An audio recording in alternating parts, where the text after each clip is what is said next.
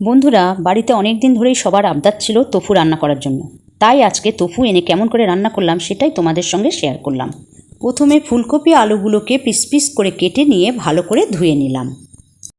তারপর তোফুগুলোকে piece piece করে কেটে নিয়ে নুন হলুদ মাখিয়ে নিলাম। এবার টমেটো আদা লঙ্কা বেটে রাখলাম। কড়াইতে তেল গরম করে নুন হলুদ দিয়ে ফুলকপি আলুগুলোকে ভেজে তুলে রাখলাম।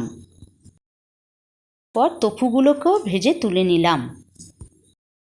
ওই তেলে গোটা গরম মশলা, তেজপাতা, টমেটো বাটা, আদা বাটা, লঙ্কা বাটা, হলুদ গুঁড়ো, লঙ্কার গুঁড়ো, জিরের গুঁড়ো, সামান্য চিনি দিয়ে মশলা কষিয়ে ভেজে রাখা ফুলকপি আলুগুলোকে দিয়ে কিছুক্ষণ নাড়িয়ে জল দিয়ে ঢেকে রাখলাম। এবার ভেজে রাখা তোফুগুলোকে দিয়ে ফুটিয়ে নিলাম। ফুটে এলেই গরম মশলা ও ঘি দিয়ে নাড়িয়ে নিলেই তৈরি আজকের রেসিপি ফুলকপি আলু দিয়ে তোফুর তরকারি। আপনাদের অনেকেরই দুধের জিনিস খাওয়া বারণ, তাই তোফু রান্না করে আপনারা দেখতে পারেন। এটা সম্পূর্ণ সোয়াবিনের দুধ দিয়ে তৈরি। আপনাদের যদি পছন্দ হয়ে থাকে আপনারা অবশ্যই এটা লাইক শেয়ার কমেন্ট করবেন, সাবস্ক্রাইব করতে ভুলবেন না যেন। ধন্যবাদ।